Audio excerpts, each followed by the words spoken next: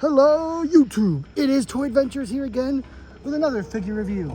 And today, hey, you guys are out filming with me right now. Kind of a spot, huh? Real pretty. But I have to interrupt this filming session to bring you guys a special review. On the way to this area, we happen to find the brand new Jurassic World Epic Attack Baryonyx. So, they're still doing the Epic Attack line, and it seems to be a running theme in the line that the dinosaurs are gonna be a little upscaled. Fortunately, right now I don't have a Baryonyx to compare it with, but once we're back at the studio, I'll do that comparison. So, this is the new Epic Attack Bary, as I said. So they did upscale the size. It is significantly larger than any of the previous Baryonyxes we've gotten, including the Heron Collection 1. Things you'll notice is it has large buttons right here. These are tied into its action gimmick. As you can see, if you press one of them, it has a really cool slashing and chomping gimmick. You press the other one and it's just a roar, but they are all both accompanied by lights and sounds. I could do without the lights. The sounds are all right, but I'll get into why they're kind of lame, at least on this figure, later on.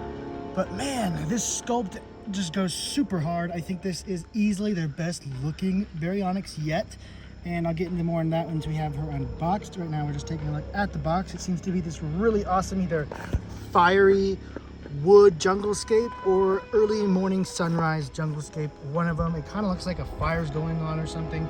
Really cool looking box art, very eye-catching. Says Baryonyx Jurassic World down here, Epic Attack, and coming out of the back, it shows you what it can do. It says multiple activation areas. So it seems like they've just given up trying to tell you what each button does. Really, because only one button does something. One button is the button, to do the slashing and chomping. Well, the other ones are just for pure sound effect reasons. As you can see, if you press the buttons a certain amount of times, you get a certain sound effect or action. The other two in the line, yeah. Just a couple of nameless small dinosaurs. Of course, a Pterosaurus and Pyroraptor, but they're not really the interests in the Epic Attack line. So anyway, I've been waiting a long time for this thing to finally get released, and now that it's here, I can say I'm quite impressed. So let's go ahead and get a better look at this Baryonyx. And the only way we can do that is by opening it. So let's go ahead and teleport back to our studio where we film and get this thing opened up. And here we are, back safe and sound out of the jungles of Isla Sorna and back into our safe compound, where we can take a much better and in close look at the now loose figure. So, this is of course a brand new mold from Mattel. This is not anything we've seen previously. Yes, we've seen Baryonyx in the past, but this is a completely new mold, keeping up the tradition of Epic Attack kind of having the larger sized dinosaurs. And sorry if my hands look a little dirty, I just got done painting. I'm doing some more customs, guys, more awesome customs for future movies. And that's why this desk always looks so messy, because I'm always painting here. I promise it's not dirt. I promise it's not dirt. Anyway, back to the dinosaur. Yes, this is a completely new mold. There are nothing really in common with the old ones, other than the overall shape, but there's no reuse here. And like I said, keeping in tradition with Epic Attack, the figures are upscaled. So one thing I kind of like about this figure in particular is that, you can use it with your 3 3/4 inch figures. Let's go ahead and just put a human right there and compare it to what would be considered a regular sized Baryonyx. So here is the size comparisons already. Ugh, really not missing these old berries. They do not stand well. But as you can see, it is significantly larger than our old Baryonyx. So if you have 6-inch figures, maybe G.I. Joe Classified Valaverse, I got one right here. Here's a Valaverse figure, 6-inch. You can actually use this Baryonyx in with your 6-inch figures, whether it be Marvel Legends, Star Wars, I kind of don't see that, but Star Wars or G.I. Joe Classified, Valaverse, as I said, any 6-inch line. This is a viable Baryonyx to use with them. So that's what makes it really cool. It can either be an alpha, big, huge, oversized Baryonyx for your regular figures, or an average Baryonyx if you want to use it with 6-inch. And we know that the 6-inch dinosaur line is pretty scarce. there's really only the raptors, and well, that's it. The raptors and the Dilophosaurus. There haven't been any larger dinosaurs made for 6-inch. You can use the super colossals, but this actually will fit with 6-inch figures rather viably. That's a really nice selling point of this Baryonyx. But it's not the only selling point to me. It is all the other upgrades they made with it. So we're going to go ahead and take these off for now. The head sculpt is really, really nice, along with the brand new thing they do where they have the teeth be a separate mold, and they're actually much more sharper, defined, and easy to see, as opposed to just being these big lumpy kind of you know, molded on bits like with here.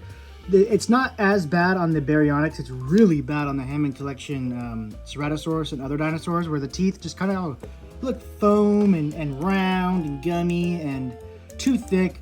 The Baryonyx isn't such a bad example, but it's still a huge improvement.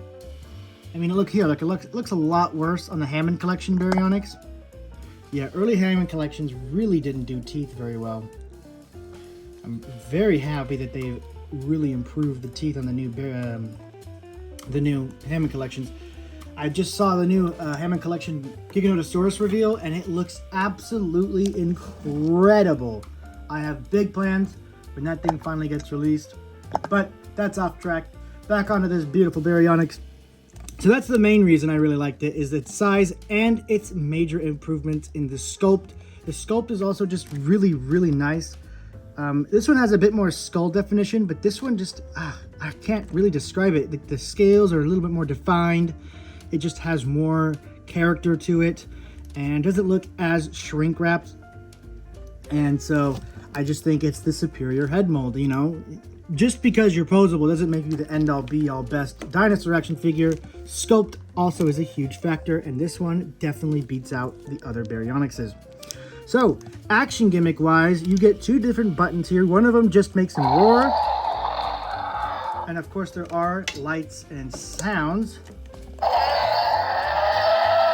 And as you can see, or I guess as you can hear, it's not Baryonyx roars. Those are, of course, Indominus Rex roars. And Mattel has been a little infamous for just oddly not giving dinosaurs their proper sounds. They'll give them a completely different creature sounds. Usually they give them Indominus Rex sounds. I don't know why. Maybe it's just the easier soundbite to locate. But it perplexes me and it kind of annoys me. Not too much, because I typically take the batteries out. I don't really care for the sounds. I'm using them for mainly puppeteering in movies, and it's a lot easier if they just don't make noise and they just move around. But for people who do want the noise to go with the dinosaur, it's extremely frustrating to not have an accurate sound. But like I said, for me, I'm not really going to count it too much, because I'm A, so used to it, and B, probably going to take the batteries out anyway. But this back button is where all the action is, because when you press it,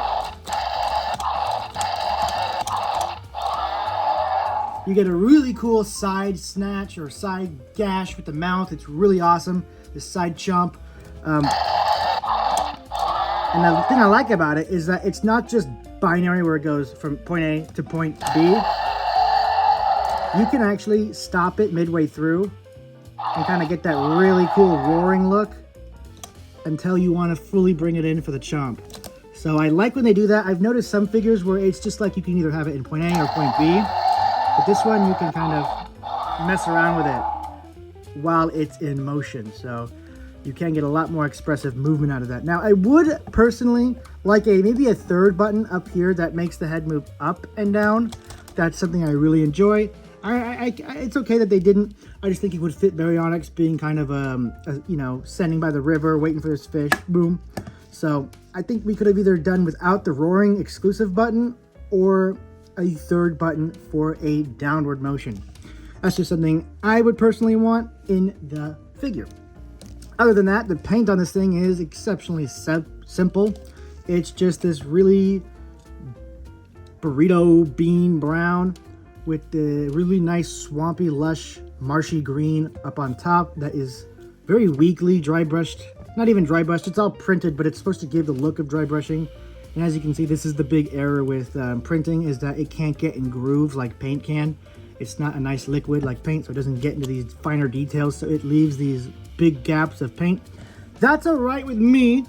I don't think it's a good paint job, but it's okay with me because I'm going to repaint this thing. But I have to be objective and review this as it's, you know, a default thing. Paint scheme is a little lackluster, but it is common with these Mattel dinosaurs. They almost expect you to repaint them at this point. You're either a kid playing with them because they're cool, or you're an adult buying them because they're cool and you know how to repaint them. That's kind of Mattel's game plan here. And the tail is the weakest part, of course. It usually is because it's so shrimpy and stubby and weak. It does not go out nearly long enough, so that is a big issue. What isn't a big issue is stability. This thing can stand very well. And it's not a huge chore, and if you have issues, you can always reposition the feet down here. I know I've stopped doing the articulation on these dinosaurs. It's kind of pointless when they all have the same thing going on. They have an action gimmick, and then their arms articulate. They usually rotate out like this, just like this guy. Nothing beyond the shoulder, so there's nothing in the elbow or wrist. And the legs ratchet into certain spots that are most valuable for standing. You can really pose them anywhere, but never mind. Oh, well, am I breaking this thing? I don't know. No, okay, so the legs do have full autonomous movement. You can just feel them ratcheting into spots to make the standing more sturdy, which I really appreciate. Other than that, there really is no gimmick to just have the mouth open up on its own.